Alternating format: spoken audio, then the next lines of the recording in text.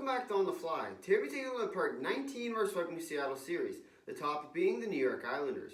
The Islanders finished the regular season with a 32-17-7 record, placing them 4th in the East Division. Their first round match was against the Pittsburgh Penguins, where they went down 2-1 and then beat them in 6 games. They then played the Boston Bruins, going down 2-1 yet again, and then coming back, winning in 6 games. Then they played the Lightning, in which they went down, guess what, 2-1, but ended up losing to the Lightning in 7 games. Overall, this is a team that does have the potential to make a deep cup run, although they do not have a lot of star players, which is kind of their identity. But they do have great management within with Lou Lamoriello, as well as some other guys that kind of help out with him. But overall, this is a great team led by a great management core, so they do have the potential to go far. I also believe they will take a look at Tarasenko at some point, so they will be trying to retain some trade value for him, unless they go after him within the coming days before the expansion draft goes. Overall, their draft strategy will be to protect guys that have trade value, as well as will help them win a cup within the next 2 to 3 years, which I believe they do have the potential to do. Now that we know about the team, let's look at the players. Starting with the forwards: Matt Barzal, Anders Lee, Brock Nelson, Jordan Eberle, J.G. Pajot, Josh Bailey, Cal Clutterbuck, Leo Komarov, and Matt Martin were all the forwards meet the 2 forward exposed requirement.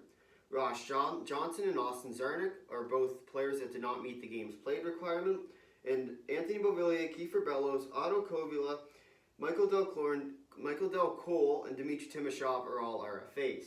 Moving on to the defensemen: Nick Leddy, Scott Mayfield, and Ryan Pulock are all the defense to meet the 1D exposed requirement. Thomas Hickey, Mitch Van de Sample, Parker Witherspoon, and Sebastian Aho are all the players that did not meet the games played requirement. Of course, this is the better Aho. Take it up in the comments. Adam Pelech is an RFA for the defenseman. Moving on to the goalies: Semyon Varlamov and Ken Appleby. Now we know about the players to start protecting them. Starting with the forwards again. I believe the 3 obvious selections here is Matt Barzal, Anders Lee, and Brock Nelson. If you watched any of the playoffs, you'll know that these are the 3 guys they counted upon, minus Anders Lee, of course, who's their captain, who got hurt right around the trade deadline, so he wasn't able to play with the team, but he was a big part of it before that. And they also, because of that, were able to go get other guys in order to make their team better. Moving on down the list, I believe Eberle and J.G. Pajot as well. Like I said before, they are big parts of their team. Helped them in the playoffs big time, defensive minutes like crazy. So overall, I believe those players will also be protected. And then finally, we'll go Josh Bailey first. I believe Josh Bailey, a big fan favorite. If you ever listen to the songs that they like to sing at the Coliseum, you'll always hear him. So I believe he'll be protected for sure. And finally, Anthony Beauvillier, he's a really good player, young guy, coming off of his entry-level deal, which he's signing an RFA, so because of that, I believe he'll be protected.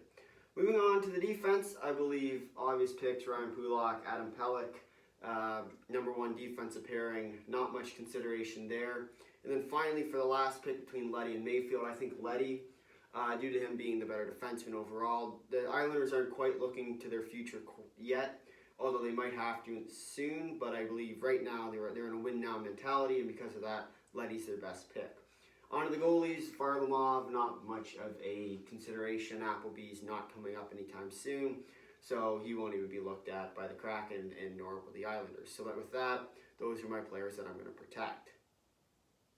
Now it's Seattle's turn. I believe the 3 most important players the Kraken will take a look at will be Cal Clutterbuck, Matt Martin, and Scott Mayfield.